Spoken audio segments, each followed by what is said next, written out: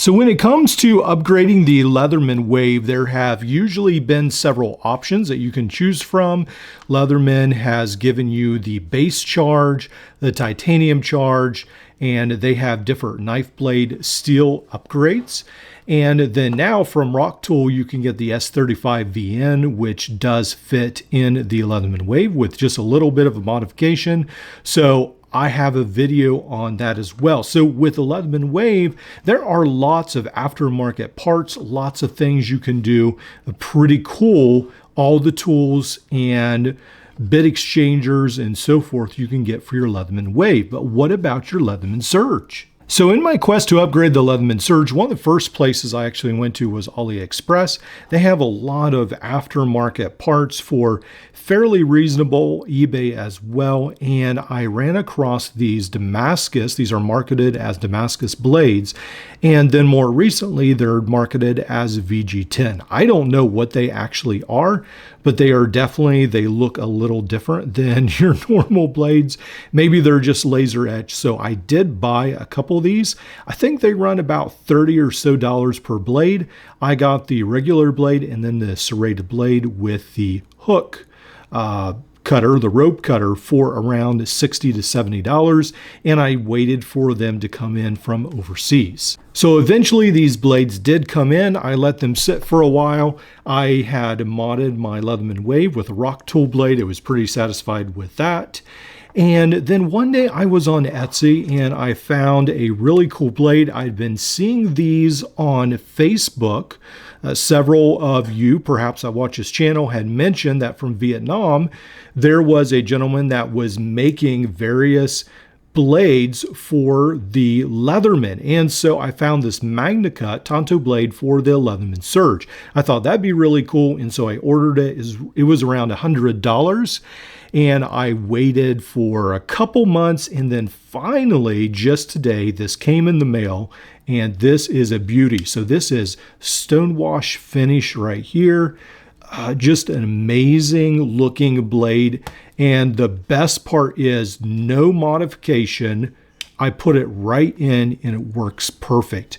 You don't have to do anything except take your old blade out, put your new blade in, and it snaps in and works great.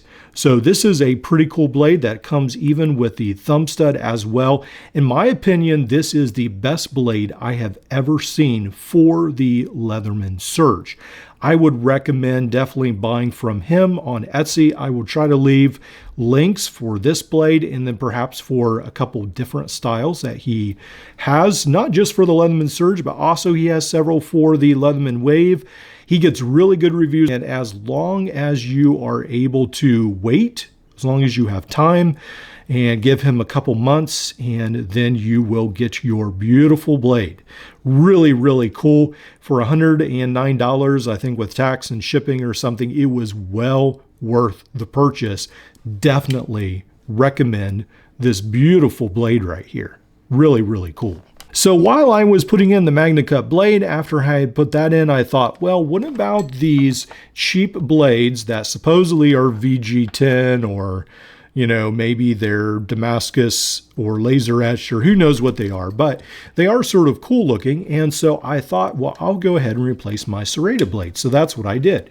And I'm actually pretty happy with how this turned out. I don't really care if it's just laser etched because I really like that now you have this hook on the end, the strap cutter on the end for the Leatherman Surge. And I have to say that this is a fairly thick blade. It does look pretty cool, and it feels like a little bit better quality than I was expecting. In the past, I have gotten some that almost felt super shiny and yeah, just not that good of quality. But this one right here actually does seem to look a little bit better than I was expecting.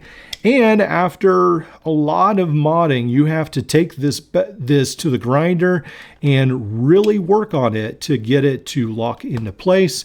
And then I have a blade also on the other side that snaps into place pretty good. With the serrated blade, what happened with mine is there was a fair amount of extra metal on the bottom, more than needed to be, so I had to keep taking it to the grinder and I had to make an edge so that when the spring snaps into place, it grabs that edge.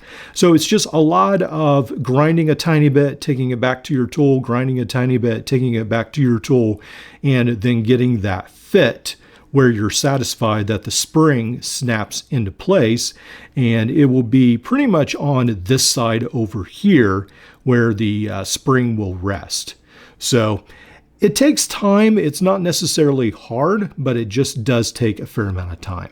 For the past couple years, I have gotten a ever-increasing growing collection of tiny ratchets, and I really like to use these, especially in taking apart like the Leatherman Surge. They come in very, very handy, and 7-Eleven is one of the most recognizable brands. All these others are essentially knockoff versions of different little ratchets. So 7-Eleven rather, this is the one that fits exactly in the Leatherman bit holder. So on your Leatherman Surge, you can pull out your bit holder and stick this ratchet right in. That might not be for everyone. I know some people want actually a little micro tool kit to be separate than their Leatherman, and they prefer that.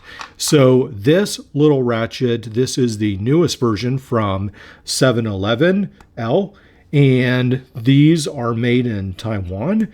They've got this bidirectional right here where you can switch it either to tighten or loosen. You can use these double-sided bits, and then also, I believe, let's see, yes, you can use Leatherman bits as well. Now, I don't think these fit in quite as securely. These are falling out, but you could possibly use them. They're more definitely meant for these double-sided ones, especially like with the ball detent, I believe. So these, let's see if we can get this in here. Yes, right there. These actually work a lot better.